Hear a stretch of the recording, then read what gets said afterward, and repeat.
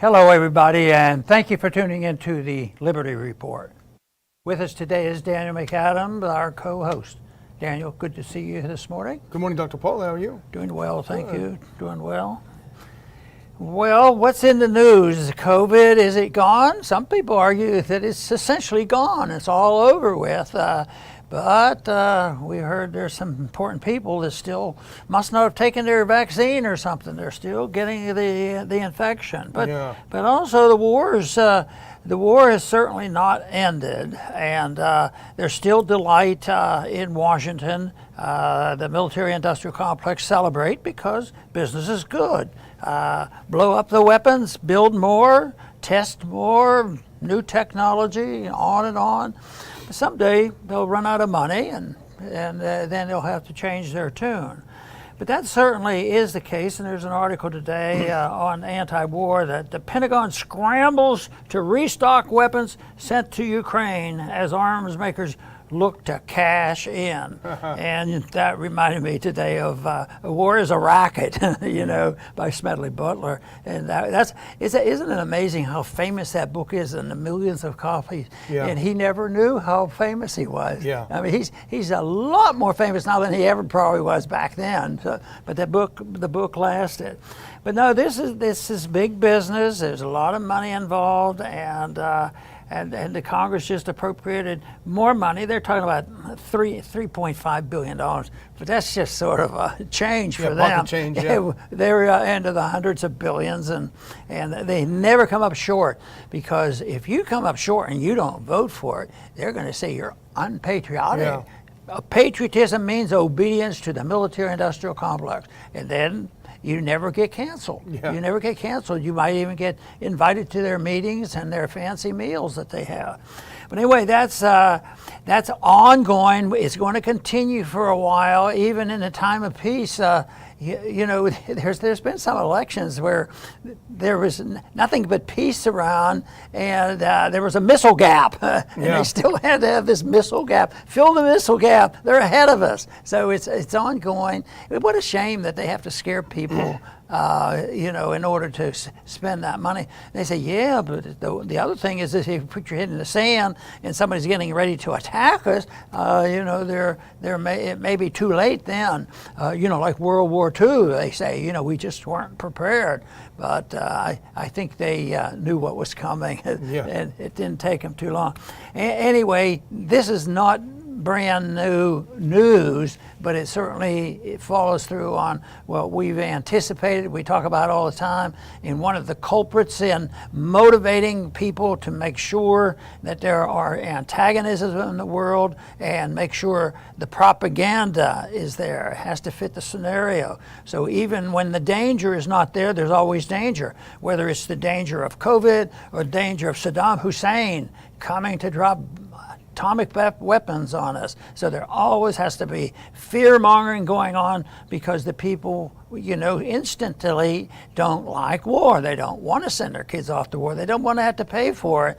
But if your country is at stake to be a patriotic citizen, you have to concede this. This certainly was loud and clear, even on the domestic problems here on 9/11. Boy, if you didn't toe the line there, you could be called nasty names. Yeah. Well, the propaganda is heavy duty. The propaganda is to tell Americans, this is a war for your civilization. This is about you. Well, the fact is, it's not a war for democracy, because we just talked about it yesterday, how the president of Ukraine just canceled all the parties that were in opposition to him and canceled all the media that was in opposition to him. It's not a war for our way of life.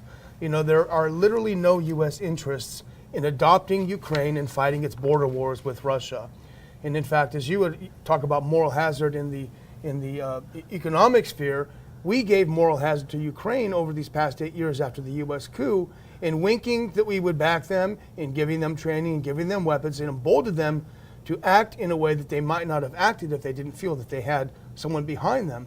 So it's not a war for any of that. But how cynical, it is a war for Raytheon, Lockheed-Martin, and the other military manufacturers. And this is a little bit different than Iraq, though, because Russia can strike back. It's made it clear that it's at the end of its rope, and it's not going to take any more, and it's very dangerous. Let's put this up. Here's what we're talking about, and this is, you're right, we saw it from anti-war, but it was from a Politico article. Pentagon scrambles to replenish weapon stocks. Thousands and thousands of missiles have been sent over there. Generally speaking, and we saw there was this massive attack in western Ukraine on a weapons depot. Probably that's where all those weapons were, all those missiles were. The Russians put in a hypersonic missile and blew it to Kingdom Come. So they don't care if they all get blown up before they're used, because they just send more. Scramble, send more. And I think, and you mentioned this, I think, yesterday in the show, that might be why, one reason why, as antiwar.com pointed out, that the U.S. is actively discouraging Zelensky from making any concessions to Russia. You know, it's like you wrote in your column, fighting Russia to the last Ukrainian. That may be why there's a lot at stake. There's a lot of money at stake in this. You know, the shortages that have occurred, you know, as a problem, a consequence of fighting COVID, as well as the war going on, is a significant event. And you see trucks lined up for various reasons. You see ships lined up, and the whole thing breaks down because the market quits working under these circumstances. But there's a law that's been around that I used to call attention to it every year when they wanted to finance it, because it was something nobody ever wanted to talk about, yet I thought it was rather serious, and that was the Defense Protection Act. Oh, yeah. They really can, you know, nationalize and socialize everything if they want to, if it's in danger. And I see this is quoted in a justification, or how to explain this additional money because there's danger. You know, we have to take care of those Ukrainians. And here is this article says the Defense Production Act allows arms manufacturers such as Raytheon, I've heard of them, and Lockheed to cut in the middle of the line, get in line and receive necessary components ahead of other domestic manufacturers. I mean, first things first, save democracy, you know, with more authoritarianism and more deficit financing and more inflation. And that's how they save democracy, which they don't quite understand what they're talking about. They're not saving freedom, but they pretend democracy means freedom, which it doesn't. Yeah, I mean, that would be one thing if we were under attack. Hey, we got to get some missiles quick. Let's don't make toasters, you know. But this is a little different because we are not under attack and we have no interests in the area. But, you know, you mentioned 9/11 when you started out. And the thing is, as you've sort of said in many different ways, and you can extrapolate to this, I mean, if you don't like what Russia's doing in Ukraine, you should have said something over the past 8 years where Kiev was bombing Donbass and killing, in addition to residents there, Russian passport holders. Just like if you didn't like 9/11, you should have been saying something over the times that the U.S. was bombing the Middle East all those years. It doesn't mean that either are justified, but it means you can't forget the antecedents. You can't forget, when you're talking about a crime, you can't forget the motivation and try to understand the motivation of what's happening. But nobody wants to do this. It just came out of the blue. It fell out of the sky, and we have to chase the next new thing. But this is something that came up after we agreed for our topics. I just glanced at it and I wanted to put it up because, as you know, they're having a meeting. NATO's having an emergency meeting, and Biden's going to be there. I'm sure he's going to take over and be in complete control. Let's put this up. Hedge just put this up and updated it at 11 o'clock Eastern time. Now, the NATO chief finally, Stoltenberg is finally getting the attention that he wanted all along. If you remember, Trump treated him pretty badly. He treated him like a flunky that he is. But now he's like the Fauci of military now. So he is threatening. He says he's going to give a new speech that countries will commit to major increases in troops along Europe's eastern flank. That means major troop increases on Russia's borders. At the same time, he took the opportunity to warn Russia to stop its nuclear saber rattling. So stop your saber rattling, but we're going to put thousands of more troops. And I'm joking in a way about that, but it is very serious because they're not stepping down. And there's that little video that I wanted to put just the first 25 seconds of. And this came up. This is some footage from Poland on the border of Belarus. And these are U.S. military. This is a U.S. military convoy. I don't know the entire context, but I think it's worth looking. You can see the American flag as the first troop runs goes by. 25 seconds of this would be enough, or 20. Польшей, Беларусь, Польша. С американскими флагами. Сука, блядь, уроды ебаные.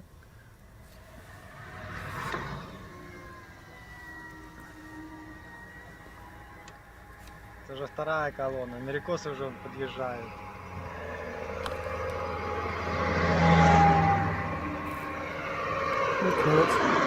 That'll give you the idea of it. And again, I don't know exactly what that means. I do know that we should be careful about moving American military equipment on the border with Belarus. That's for sure.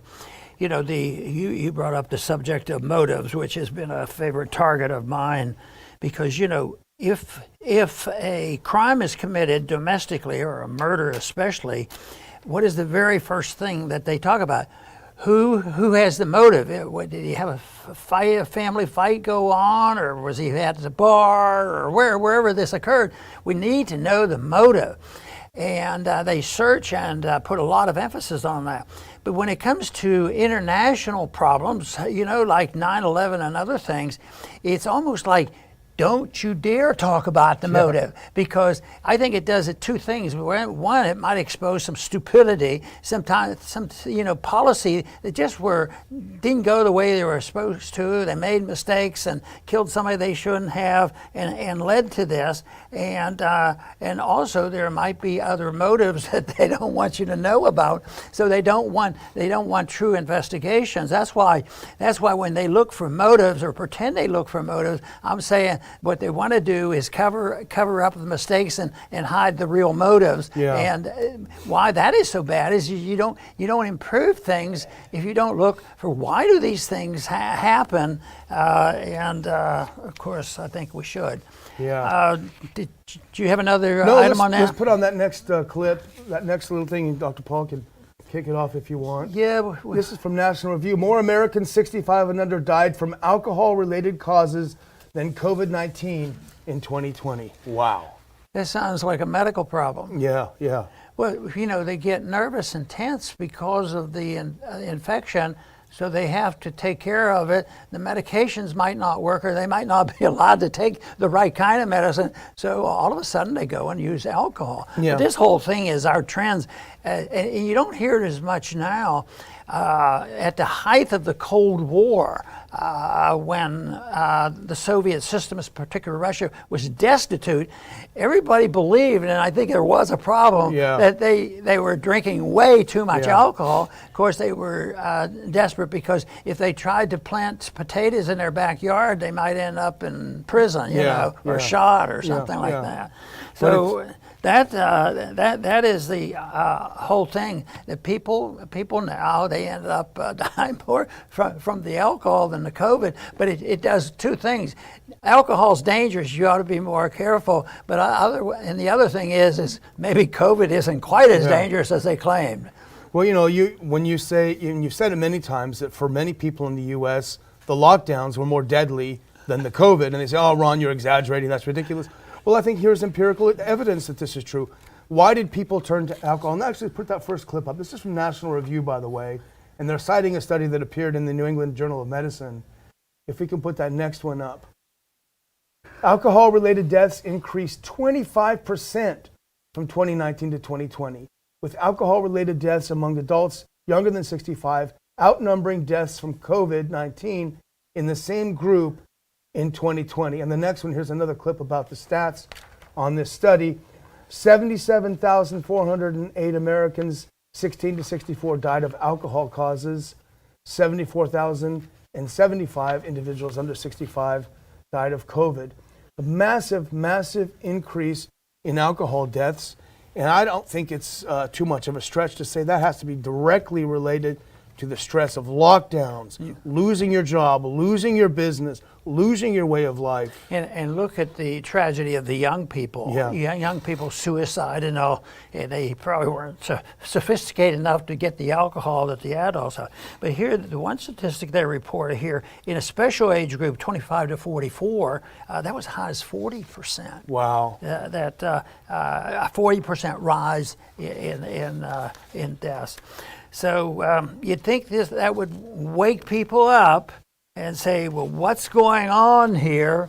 But I guess we wake up people one person at a time, and that's better than losing one person at a time. And you know, there's a lot of attention on the war and all of this stuff, and we've probably been guilty of neglecting COVID a little bit because a lot of stuff is coming out. Plenty of stuff is coming out. But I think this bolsters the idea that these lockdowns were way, way, way worse than the disease for most people who are not of extreme age. Well, the next one is a COVID-related one as well. It's a 2 for 2 here. And let's put it up. This is a good one. This is from breaking911.com. Hillary Clinton tests positive for COVID. Says she's, quote, more grateful than ever for the vaccine. Yeah, you know, she's grateful, and I think, well, what is she talking about? Now I got to say, you know, in a way, we ought to be grateful because it's pointing out that vaccines don't work, and that's what people are already discovering. Yeah. They're not working at all. You know, our friend Alex Berenson had an article today. He says the COVID vaccine era is ending already. You know, he goes on, but. He's been, you know, reporting on this for a long time, but he made a statement that sort of, in a way, is related to Hillary getting COVID. He in his article, he says, I cannot say this enough times. COVID vaccine restrictions are ending not because the mRNA vaccines have succeeded, but because they have failed. You know, nobody believes in them, and there's still more cases, you know, of the Omicron, and the other one is not a problem. So. But they're still bragging about Hillary has to she has to fit into the scenario, you know, and they're loyal to the very end. Even on their deathbed, they'll be loyal. They said, but I felt better than if I hadn't had the vaccine. Yeah, I mean, Berenson's right. The demand, from what I've seen, for these third shots and whatever is like zero. No. It's like you say I got to get 4 of the same thing that I got 3 of that doesn't work. So thanks, but no thanks. But there's money involved and a few things like that. And actually, when the dust settles, there's already statistics to support what I'm going to say is that those booster shots turn out to probably be more deadly on complications than getting one single early booster that doesn't work. You know, when it starts working, it works in so often in a negative way, and a lot of people have ended up with you know, serious heart problems from it. Yeah, well, hopefully it'll come out. But you know, our friend Gerald Celente, he's always good for a quip, and this is a good one. This is his response to Hillary getting COVID, but still praising the vaccine, even though she got COVID. Here's Gerald Celente. Imagine a vaccinated person come down with polio and then praise the vaccine. It's a great point. Imagine that. Well, you know, I thought along that line. I hadn't read his, but in a way, you never heard stories like that. This is the whole point. And I remember, you know, when the vaccine became available, and the one statistic that the personal statistic was that I started medical school in '57, and my wife and I got our shots right before I started medical school. But during the 50s, there were some friends and high school classmates that died from polio. But when I got to medical school, I never heard of or saw an active case of polio. So the vaccine must have worked a little bit better than what's going on here. But you know what they would say to this? Well, we never said it would stop transmission. But that's a lie, because there's so many times on tape Joe Biden, Walensky, over and over, all these experts saying, Joe Biden said in July, if you get these shots, you're not going to get COVID. So they're trying to rewrite history, but they're all on tape saying it. So anyway, well, our last thing is we're dabbling, a little bit into economics. And this is an area where you're far more capable than me. And I actually come to this with some genuine questions, and I hope you're going to enlighten me. Some people say this is a big development. Some people say it's too early to tell. Some people say it's not such a biggie. Let's put that next clip up. This happened this morning. Russia is going to demand that hostile states pay in rubles for gas. So for oil and gas, they want to settle up in rubles, not dollars, not anything else, not euros. So I don't know what this means. Some people say it's it moves us toward the de-dollarization. Some people say it's a big deal. I don't know what to think about it. Well, I see this as we constantly move in the direction of undermining the principle that the dollar is going to be the reserve currency of the world forever. No, it's already been weakened psychologically. It's been weakened percentage-wise. It's being used less. And this is something you can't actually predict because the statistics have been there even for years. The same thing came up before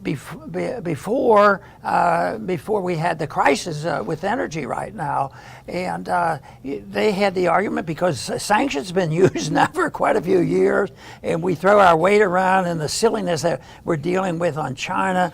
It seems like no matter what we do in some way is undermining, the dollar's strength, and but it doesn't seem to, end. The one statistic or experience that I had was, I was reading Austrian economics in the '60s, and I was convinced by their writings that Bretton Woods couldn't last because even though we fixed the price of gold, we guaranteed we'd honor the dollar for the whole world, and that's how we became the reserve currency of the world. And their predictions were de Gaulle. In the French, they said, you guys are printing too much money. We're trading it in because foreigners were allowed to trade their dollars and we weren't as citizens. So they started trading in their dollars and they were draining our gold supply. And that is when Nixon decided to close the gold window. Well, he closed the gold window and gold goes from $35 an ounce. In that decade, it goes up to $800. Now, that's a big deal. And then also it ushered in the 70s because we had the war going on and we said guns and butter. And if there was ever a time that you'd think the dollar would just totally collapse, it collapsed in many ways. The purchasing power went way down, the price of gold went way up, and the deficits had to be curtailed. We ended up, saving things temporarily by Volcker giving us interest rates of 21%. But it went to me. The surprise was how well we surprised it. I mean, it was horrible, but it deserved to be horrible. But the adjustments were made, but they never corrected it. We never went back to. We still had the Fed, and they were just a little sneakier, and we became more authoritarian. We'd punish people who wouldn't play the game. And I think conditions are really bad. The conditions are more conducive now for people dumping the dollar, and they're going to try to. But to say, just this is going on. But the yuan and rubles, it just doesn't seem to me that all of a sudden they're going to be able to replace, as bad as the dollar is, as bad as it was in the 70s, it lasted for a while longer. So, and I've always assumed, and I have no way of knowing this for sure, I always thought that an episode like this might knock it down. If they're using it 60% of the time, maybe it'll knock it down to 45% of the time, which would be a big deal. But they would use it less. But just the mechanics of this and the alternatives, unless they're magic and all of a sudden they get together, with three biggies, China and Russia and India, and say we're going to honor a new currency, and it's going to be limited in supply, and there'll be gold behind it. Wow. Maybe something like that would happen, but would change it and crash the dollar. But the dollar is already starting to crash. That to me has always been the warning sign. Once you see, not to look at the international exchange markets, but to look at the grocery store. It's right in our face. The CPI and the cost of a loaf of bread. And if the housewives say, enough is enough, just like they said enough was enough about COVID and the way they were treating their kids, and they went and put a stop to it in many ways, and that's why that's fading right now, because people finally had enough of it, because it was all fake, based on fake news. Yeah. Well, the Republicans are worse than the Democrats on this war stuff, so the Democrats may have found a way to pull their chestnuts out of the fire. Right. They'll become the party of peace again. Well, I'm going to just have a closing thought, if that's okay.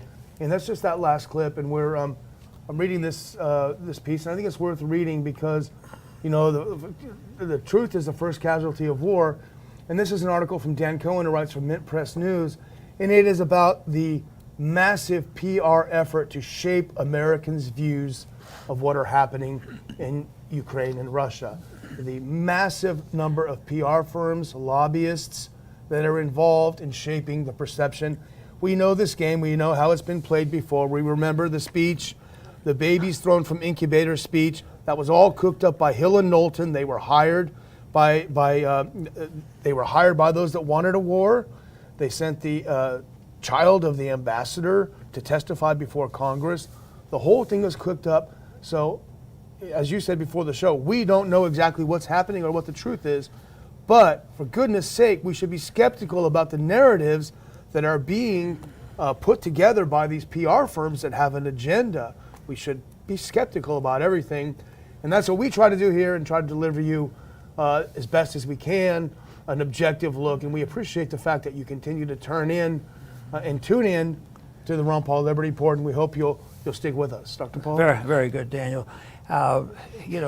Politicians, when they fib and lie and deceive, it's called demagoguing, and that's usually applied to politicians more than people who fib and lie and do things outside of government. But the demagogue is the one that wants political power by lying to the people. And there's a lot of them around. I've met a few. And they become untrustworthy, and they also mess things up.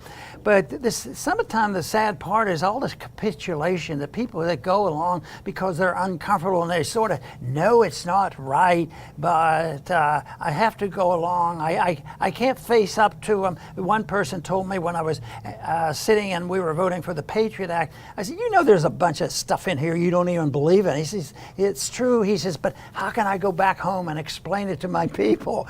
And I said, well, that's your job. Go back home and explain why. But he didn't believe in it, but the pressure was so strong to do something to pass the Patriot Act, because of 9/11. But to me, one of the sad capitulations was that of a very, very famous and popular general who was well respected. He had a military career, and he was one that I feel like he fell into the trap. Exactly how and what the motivations were, I don't think anybody knows exactly. And that, to me, was the UN presentation by Colin Powell to go along and say, there was this is the anthrax, and holding up the anthrax that Saddam Hussein was involved with. This was the justification to commit to a war that was undeclared, and they couldn't ever get a Congress to declare, because I asked them, if you think this should be fought, declare war. No, they weren't interested in that, but they were interested in a couple things. Give the power and authority to the president to do what he wants, so we're not responsible for what happens, or go to an international body, because we're really interested in globalism, and that's why we have NATO, and that's why we have the IMF and the World Bank and the WTO, and why we have all these organizations, and NATO, the United Nations under these circumstances. Tell people that they go. Where do you go to get the verification? You go to the UN. You get your most popular general to do this and say, this is it.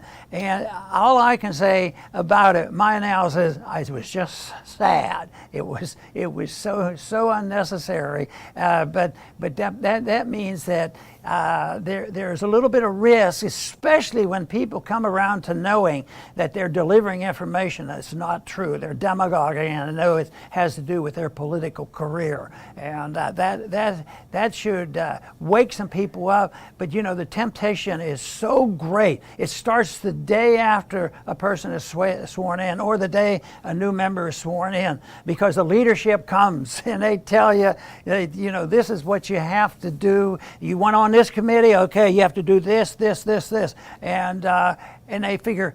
And they say, well, yeah, we know you're conservative, you don't want to do this, but how are you going to get the people to work for you? How are you going to raise money? And how are you going to be able to, appeal and get the money that you need for your district? All those kind of things. And the pressure becomes very strong, and it actually becomes like you're some type of an imbecile if you don't go along to get along, and that's a sad part of it. But as long as you have, and we have, an interventionist government, where government intervenes in everything that we do, and we intervene in everything we get involved in around the world with threats of war and sanctions and locking down assets, all the things that we do, eventually it ends up badly. And that's why I think people ought to recognize what's going on so they don't have to be humiliated by being caught in a big lie.